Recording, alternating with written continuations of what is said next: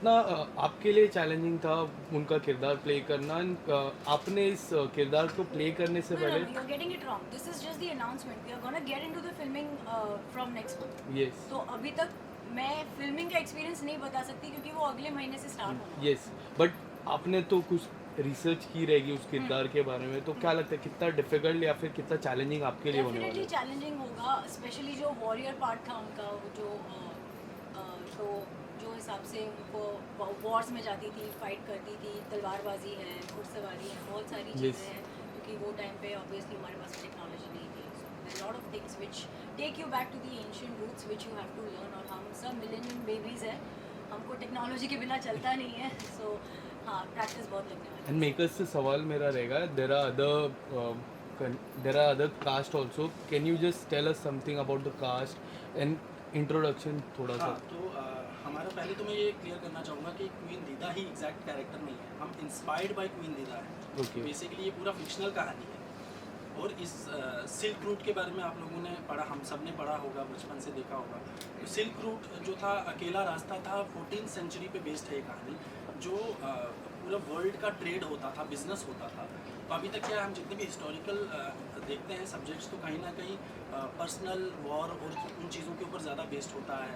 But अभी ये business के ऊपर, आपने राजनीति देखी होगी। Yes. तो राजनीति के अंदर आपने जो सब चीज़ें देखी हैं, उसी तरह की राजनीति यहाँ पे भी होने वाली है। बट वो उस ज़माने में कैसे होती थी वो उसके ऊपर है। एंड उस टाइम पे बिजनेस सिल्क रूट के थ्रू कैसे होता था, वो जो एक रास्ता था जहाँ जो रशिया से स्टार्ट होकर अरब कंट्रीज से होते हुए, काबुल कंधार से होते हुए इंडिया के अंदर पहुँचने का रास्ता, and India and then China. तो इंडिया और चाइना, इंडिया की वैल्यू उस टाइम पे बहुत ज़्यादा थी, बहुत रिच था इंडिया उस टाइम पे, डॉलर से बहुत ज़्यादा वैल्यू करता था इंडिया। तो हर किसी को यहाँ बिजनेस करना था, ट्रेड करना था। देन तो ये उसके बारे में है। जो कैरेक्टर्स हैं, राजनंदिनी का जो कैरेक्टर है वो डेजी शाह प्ले कर रही हैं। उसके बाद जो बड़ी रानी है, जो फर्स्ट वाइफ ऑफ खेमगुप्ता, जो राजा की जो पहली वाइफ है, वो सारा कर रही है प्ले, जो गजाला नाम है उस कैरेक्टर का। वो एक मुस्लिम क्वीन है और ये राजपूत है। एंड आगे की स्टोरी में कैसे दो फीमेल्स एंड देन आगे और भी बहुत सारी फीमेल्स को इनकरेज करती हैं। जैसे राजा की छोटी बहन है जो लड़ना चाहती है, और वो अच्छी फाइटर भी है, बट उसको कभी मौका नहीं मिला क्योंकि फीमेल्स को हमेशा पीछे रखा जाता था। Yes. बट एट लास्ट जब बहुत बड़ा प्रॉब्लम आता है तो सब लोग वॉरियर बन के निकलते हैं, और उसमें फीमेल्स कितना स्ट्रांगली आगे आती हैं। एंड एक तरफ पठान फौज और एक तरफ राजपूताना फौज, तो ये दो फौज मिल के, ये धर्म की लड़ाई भी नहीं है, ये अपने देश की और अपनी सेल्फ रिस्पेक्ट एंड अपने राइट्स की लड़ाई है। तो उसमें वो फीमेल्स कैसे जाके लड़ती हैं, एंड आगे क्या होगा क्लाइमेक्स में तो अलग है। एंड देन उसमें ज़्यादा डीप में चला गया। Yes. राम सिंह का कैरेक्टर शोएब निकाह शाह कर रहे हैं, ये मेरे बड़े भाई हैं। और इन्होंने तो अवार्ड विनिंग फिल्म मंटोस्तान नेटफ्लिक्स पर, एंड देन लिहाफ ने मंटो का ही कैरेक्टर अगेन प्ले किया है। तो वो आप इनसे सवाल पूछ सकते हैं कि इनको कैसा लग रहा Yes, yes. है इतनी रियलिस्टिक और अवार्ड विनिंग फिल्म्स करने के बाद आज इस तरह का सब। ये मेरी तरफ से सवाल होगा शोएब से। अच्छा तुम्हारा तो अभी तो क्या है कि 1 साल से हम ट्रेनिंग कर रहे हैं इसके लिए, बहुत ही सीरियसनेस के साथ ये प्रोजेक्ट शुरू हुआ, ये बड़ी अच्छी बात है। ऐसा नहीं था कि सिर्फ आउट एंड आउट एक्शन बनाना है तो कुछ एक कहानी और मसाला और एक्शन कर देते हैं। बहुत सारी रिसर्च हुई और बहुत सारी ट्रेनिंग हो रही है। हम सबको सुबह 4-5 बजे उठा के ये लोग 3-4 घंटे जो है वो स्पॉट फाइटिंग और तलवारबाजी सब सिखाते हैं। और मुझे बहुत अच्छा लग रहा है क्योंकि डेफिनेटली एक वॉरियर का कैरेक्टर पहली बार मैं कर रहा हूँ। मैंने पहले हिस्टोरिकल फिल्म्स की हैं, मैंने मंटोस्तान की है, मैंने लिहाफ की है, एक और फिल्म मेरी आने वाली है कंट्री ऑफ ब्लाइंड, वो भी काइंड ऑफ हिस्टोरिकल। बट ये पहली फिल्म है जो out and out action, entertaining और उसके साथ रिसर्च है बहुत सारी। जैसे कि सिल्क रूट की बात इन्होंने ऑलरेडी कर दी कि वो कितना इम्पोर्टेंट मेरे लिए मुझे जो सबसे इंस्पायरिंग और बड़ा ग्रिपिंग लगा था वो सिल्क रूट लगा था कि एक ही रास्ता था जो हिंदुस्तान के अंदर आता था और वो लाहौरा से होकर गुजरता था तो ही हिंदुस्तान में पहुंचता था।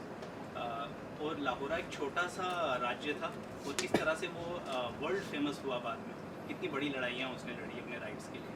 तो आई थिंक बड़ा ही इंस्पायरिंग है। अभी तक की जर्नी जो है वो कमाल की चल रही है और बहुत एक्साइटेड है आगे जाने के लिए और इस तरह का out and out action with lot of research ये करने की। मैं दूसरों को भी इंट्रोड्यूस कर देता हूँ। तो वहाँ अर्जुन मनास हैं, कुछ दाढ़ी भी बढ़ा रहे हैं इस कैरेक्टर के लिए थोड़ी देर से। तो अर्जुन भी अपना एक्सपीरियंस शेयर कर सकते हो अपना इस कैरेक्टर के बारे में। चित्रकार का जो कैरेक्टर है वनराज, ये जो कैरेक्टर मैं प्ले कर रहा हूँ इसमें वनराज चौहान का राजपूत कैरेक्टर है, और ये राजा का जो पिताजी हैं उनका सौतेला भाई है, और ये इज़ फॉन्ड ऑफ पेंटिंग, एक चित्रकार भी है, बहुत अच्छा पेंटिंग्स बनाता है डिफरेंट तरह की। एंड इस कैरेक्टर का रेफरेंस मैं कह सकता हूँ कि शकुनी जैसा था, उस तरह का कैरेक्टर है, एक लोमड़ी की तरह तेज चालाक और सिर्फ grey character, grey shade bad as तो बहुत ही शेड्स डिफरेंट प्ले करने को मुझे इसमें मिल रही है। और कहीं ना कहीं इस कैरेक्टर के साथ संस्कृति भी जुड़ी है, क्योंकि इसके साथ कुछ ऐसा गलत हुआ है कि उसको स्टेटस नहीं मिला, क्योंकि एक सौतेला भाई और है तो लेकिन रॉयल फैमिली से ही बिलोंग करता है, और इसको कहीं ना कहीं वो ग्रजेस उसके दिल में हमेशा से रही है कि इसको वो पता नहीं मिला उस राज्य में, इसको एक सिक्यूर्ड प्लेस में वो रहता है ऑल टाइम, इसको एक सज़ा मिली थी, कुछ गलत किया था जिसका इसको दंड मिला था, जिसकी वजह से इसका आधा चेहरा जला दिया गया, और वो उसको अंदर ही अंदर वो चीज़ उसको खाते रहती है और उसको रिवेंज लेना है उस चीज़ का। और at the same time throne के लिए भी इज़ लाइक वेरी ईगर कि मुझे थ्रोन भी चाहिए, तो बहुत ही इंटरेस्टिंग कैरेक्टर है। एंड मैं चाहता हूँ कि सारा जो गजाला का कैरेक्टर है ये भी अपने कैरेक्टर के बारे में थोड़ा बताएं। हमने पिछले कई दिनों में कई बार डिस्कस किया, दूसरे शूट पे भी हमने बहुत बार डिस्कस किया इस प्रोजेक्ट को लेकर। So, गजाला का जो कैरेक्टर है it's of course going to be with full of emotions, क्योंकि वो अपने साथ साथ राजा की दूसरी बीवी को भी एक्सेप्ट करती है। उसके बाद उसके साथ क्या ऐसे सर्कमस्टेंसेस होते हैं, क्या सिचुएशंस होती हैं, वो आप सीरीज़ में देखेंगे। I don't want to know the entire story, जिसकी वजह से वो थ्रोन पे नहीं बैठ सकती है, और फिर साथ में मिल के कैसे दोनों वाइफ्स और भी जो कैरेक्टर्स हैं हमारे इम्पोर्टेंट, वो सब मिल के किस तरह से लड़ते हैं, और इसका एक हाथ पैरालाइज्ड होता है। उसके बावजूद जब फाइट आप देखेंगे वो ऑफकोर्स हम ट्रेन होंगे उसके लिए अच्छे से और आपको दिखा सकेंगे और बेहतर बता पाएंगे। आई थिंक सबसे अच्छी बात मुझे इस प्रोजेक्ट की ये लगी कि इसमें कोई भी, ज़्यादातर जितना मुझे अभी तक पता है, आई थिंक मैं सही हूँ कि कोई भी बॉडी डबल यूज़ नहीं होता। पूरा का पूरा एक्शन रियल होगा, सारा एक्शन जिस कैरेक्टर को करना है वही करेगा, उसके लिए वो प्रॉपर ट्रेनिंग ले रहा है, और ये बड़ी कमाल की बात है। हाँ, क्योंकि इसके लिए पहले भी बहुत ट्रेनिंग ली गई है। अभी कुछ लोग यहाँ पे नहीं है, मीर सरवर जी हैं जिनके पाँव तोड़ गई थी इसकी ट्रेनिंग करते करते वो भी अपने शूट में। तो ये फैक्ट है कि बॉडी डबल का ना के बराबर कोशिश की जा रही है कि ना के बराबर यूज़ हो, बट एक्शन ग्राउंड लेवल का एक्शन जिस तरह का आप 300 जिस तरह की फिल्म में देखा है बिल्कुल रियलिस्टिक भी लगेगा बट बहुत अपीलिंग भी लगेगा। तो उस तरह के एक्शन को क्रिएट करने की कोशिश की जा रही है एंड इंशाल्लाह वो होगा। एंड अदर कैरेक्टर्स को मैं जस्ट इंट्रोड्यूस कर देता हूँ। जैसे अभिनय जो है ये जो अफगानी हैं उनके खास हैं, वो उनका कैरेक्टर। उसके बाद मीर सरवर जी जो हमारे शेर शाह अफगानी का कैरेक्टर प्ले कर रहे हैं जो नेगेटिव में, उनके साथ रज़ा मुराद है जो उनके एडवाइज़र का कैरेक्टर है, और ये उनके बेटे का कैरेक्टर प्ले कर रहे हैं मसूद अफगानी, जो काफ़ी साइको बेसिकली। एंड आरती जो है ये आरती है, ये मैंने पहले भी जैसे बताया कि गुप्ता जो हमारे राजा हैं उनकी छोटी बहन एंड उनके छोटे भाई अभिमन्यु गुप्ता, और उसके आगे जो है मोना वो अघोरी का कैरेक्टर प्ले कर रहे हैं जी।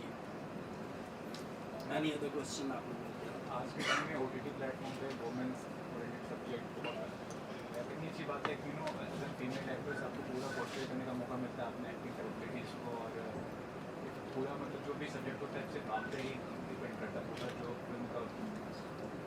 अगर मैं ऑनेस्टली बताऊं तो डर लगता है, क्योंकि एक प्रोजेक्ट को अपने शोल्डर्स पे पूरी तरह से डिपेंड करना बहुत बड़ी रिस्पॉन्सिबिलिटी है। बहुत लोगों का करियर जुड़ा हुआ है, बहुत मतलब it's not about only actors, it's about people who work behind the camera also. तो ये जो भूमिका है, जो रिस्पॉन्सिबिलिटी है, उसको निभाना सबसे पहले कर पाऊँगी नहीं कर पाऊँगी वो एक क्वेश्चन होता है, ठीक है। And then we have the entire team who is there to back you up, कि नहीं you do it, we are there, you know. तो ऐसे जैसे आपके दो सवाल थे एक्चुअली, एक में पर डिवाइडेड टू थे। विमेन ओरिएंटेड सब्जेक्ट्स आ रहे हैं OTT पे, जो कि बहुत अच्छी बात है। बहुत ऐसी स्टोरीज़ थी जो विमेन पॉइंट ऑफ व्यू से नहीं देखते थे हम, अभी देखने को मिल रही है। जो पर्सपेक्टिव है वो थोड़ा वाइडन अप हो जाता है, लोग जो है वो और ज़्यादा एक्सेप्टिंग हो जाते हैं हर चीज़ को लेकर, और सिंपैथी भी कहीं ना कहीं बिल्डअप होती है इसके अंदर, क्योंकि coming from wherever we have come from, like हमारी हिस्ट्री भी देख ले तो वहाँ देखा जाता है कि नहीं, लड़कियाँ जो है वो घर में काम करने के लिए, शादी करने के लिए, बस किसी के लिए, but because women have started stepping out, और ये जो विमेन ओरिएंटेड फिल्म्स है वो उसी को ही बैक कर रही है, that know whatever main do women can do exactly the same or even better. Any more questions? Locations क्या है, बिकॉज अपार्ट फ्रॉम कश्मीर तो ये लोकेशंस इसमें कश्मीर तो है ही नेचुरली, उसके अलावा ऐसे शूट वाइज तो हम एनडी स्टूडियो में भी कर रहे हैं शूट, जितना भी महल वाला पोर्शन है, बट आउटडोर्स और अफगानियों का सारा जो इतना पोर्शन है वो हम कश्मीर में शूट कर रहे हैं। तो ये हम दिखाने कश्मीरी दिखाने वाले हैं, जो पीर पंजाल रेंजेस हैं, जो हम बेसिकली जो गेटवे है बेसिकली वहाँ से अभी पाकिस्तान से यहाँ और पहले भी था, तो हम उन्हीं एक्चुअल लोकेशंस पे जाके शूट करने वाले हैं। And what about Afghanistan and Assam, because they are also connected with this हाँ, थिंग, तो सो इसमें काबुल कांधार है वहाँ के बारे में है ही है, क्योंकि जो किंग हैं वहाँ से शेरशाह अफगानी, तो उनका तो मेन मोटो ही वही है कि वो अपना पूरे वर्ल्ड का जो बिजनेस का ट्रेड का जो है वो सेंटर बनाना चाहते हैं कांधार को, एंड इन लोगों को अपने अंडर लगा के काम करवाना चाहते हैं, जो ये नहीं चाहते। तो कहीं ना कहीं उस ज़माने में बिजनेस को लेके बात करना बड़ा अलग लगेगा सबको, बट ये होता तो था ही, बट क्योंकि हमने सिर्फ अलग तरह के वॉर्स सुने हैं, ये थोड़ा अलग तरह का होगा, पॉलिटिकल भी है, पॉलिटिकल तो खैर रहे हैं बहुत सारे, बट बिजनेस ट्रेड वर्ल्ड के बारे में बात करना, एंड कैसे एक छोटा सा राज्य पूरे वर्ल्ड में बहुत इम्पोर्टेंट हो जाता है, क्योंकि पूरे वर्ल्ड को ट्रेड करना था इंडिया के साथ, एंड देन उसके बाद चाइना के साथ, और यहीं से होके जाता, तो ये उसके बारे में बस। And what about the shooting part, क्या मिड शूट पे है या फिर स्टार्ट होने वाला है? शूट हम नेक्स्ट मंथ करने वाले हैं, नेक्स्ट मंथ से शुरुआत होने वाली, एंड क्या एक्सपेक्टेशन है, what about the release this year, next year, first half, second half? तो basically within 5 to 6 months ये कंप्लीट होगा, उसके बाद ये रिलीज़ होगा, एंड हम तो बने रहेंगे, हम तो अपना हमारा चलता ही रहेगा Yes. बीच में, एंड हम सारे अपडेट्स देते रहेंगे, बट अभी हम अप्रैल और मई के मंथ में जो हमारा पूरा प्लान है, अप्रैल मई एंड जून मिड तक में भी हमारा कश्मीर का और इधर का पूरा शूट खत्म हो जाएगा, एंड देन पोस्ट वर्क होगा, एंड देन उसके बाद ही फाइनली हम ये रिवील करेंगे कि ये कहाँ रिलीज़ हो रहा है। Daisy was the first choice? हाँ, मेरी बात इनसे ऑलमोस्ट 1-1.5 साल पहले हुई, 1.5 साल में 1.5 साल पहले हमारी बात हुई थी, हम इसको पहले बनाने वाले थे, देन कोई चैनल्स का उतना क्लैरिटी नहीं होने की वजह से कि हम क्लियर नहीं थे कि कहाँ होगा, कैसा होगा, तो वो बीच में आइडिया ड्रॉप हो गया था, एंड देन फिर रिसर्च भी उतनी ज़्यादा नहीं हुई थी, एंड फिर हमने बीच में कुछ अपने दूसरे काम किए, एंड देन फिर वापस से हमने अभी स्टार्ट किया, तो मेरे बड़े भाई हैं राहत काज़मी, उन्होंने फिर as a show creator and as a co writer ये आए, और इन्होंने ये जो इतनी ब्यूटीफुल चीज़ है, इस कहानी का बैकबोन हो गया है, बहुत इंपॉर्टेंट पार्ट हो गया है कि पहले तक ये कहानी सिर्फ ईगो क्लैशेस की थी क्या, बट आज इसके अंदर लॉजिक्स आ गए हैं, तो सब लॉजिक्स ये लेकर आए हैं इस कहानी के अंदर एज अ राइटर, और तो ये प्लान बहुत पहले से था, तो बहुत पहले ही इनसे डिस्कस हुआ था जी। दीदी आपसे जानना चाहूँगा कि हॉर्स राइडिंग या फिर कुछ ऐसी तलवारबाजी आगे ऐसी कुछ दिखने वाली अगर ये है, तो इसकी आप कुछ special training, are you taking any special training for that? I will get into it, yes. जैसे इन्होंने कहा कि ये पिछले 1 साल से ट्रेनिंग कर रहे हैं, तो मैं यहाँ पे व्हाट तो मैं ट्रेनिंग में बहुत लेट हूँ, but I am hoping that मैं मतलब एटलीस्ट इनके लेवल तक पहुँचूँ, या नहीं तो कम से कम मैं मैचअप कर लूँ, Yes. बट हॉर्स राइडिंग मैंने थोड़ी सीखी है, जो कि अच्छी बात है, और उसी को बेटर करना है, उसी को मास्टर करना है, so how difficult it is horse riding? I know how to ride a horse, but I don't know how to do a full throttle with it. Yes. So hopefully I will learn that very soon. But देखो, घोड़े पे बैठना ज़्यादा important है, ठीक है, चलाना वो आगे का प्रोसेस है। और बड़े पर्दे पे या फिर स्क्रीन पे आपका और सारा आपसे जानना चाहूँगा किस तरह का रिलेशन रहने वाला है बड़े पर्दे पे? So initially obviously क्योंकि फर्स्ट वाइफ होती है, तो इसको emotionally she will not be accepting Yes. That, but later on जो सिचुएशंस होती हैं और क्या स्टोरी होगी वो सब नहीं बताना चाहती, फिर आप देखेंगे। आप भी horse riding, you are taking anything, any? Yes, I will be taking that. You are taking any special I will class? be taking. Okay, you will be taking it. मैं चाहूँगा जो कैरेक्टर है पर्टिकुलरली मणिकर्णिका कंगना जी play करेंगे तो कोई competition होगा या क्या कहना चाहिए अच्छी बात होगी हाँ उन्होंने अनाउंस किया यस तो बेसिकली जब हमने 1.5 साल पहले प्लान किया था तो ट्रेलर हमने इसका एक ट्रेलर भी बनाया था इस चैनल पर चल कि हम अचीव कर सकते हैं एक्टर्स को दिखाने के लिए। तो उस टाइम पे कुछ हमारे प्लान के कुछ 10-15 दिन बाद एक अनाउंसमेंट आया था मणिकर्णिका 2 10 हुई थी तो ऑब्वियसली अच्छा ही बनाएंगे वो लोग, बहुत अच्छा बनाएंगे। हम भी अपनी तरफ से पूरी कोशिश कर रहे हैं बहुत बड़े लेवल पे इसको शूट किया जाए बहुत अच्छा बना जाए। मुझे लगता है कंपैरिजन वाली बात ही नहीं होगी क्योंकि ये वेब सीरीज़ है वो फिल्म है वो 2 घंटे में कहानी कहेंगे हमें 4 से 5 घंटे लगेंगे, हमें पूरी डिटेलिंग में जाना पड़ेगा। नहीं but again I am sorry to cut you there but जैसे उन्होंने अनाउंसमेंट की है about queen Didda right so Yes. It is about showing the entire character के वो थी कैसी करती क्या थी और कैसे वो बनी और वो ये जो है वो ये स्टोरी लाहौरा की है ये क्वीन दीदा की नहीं है।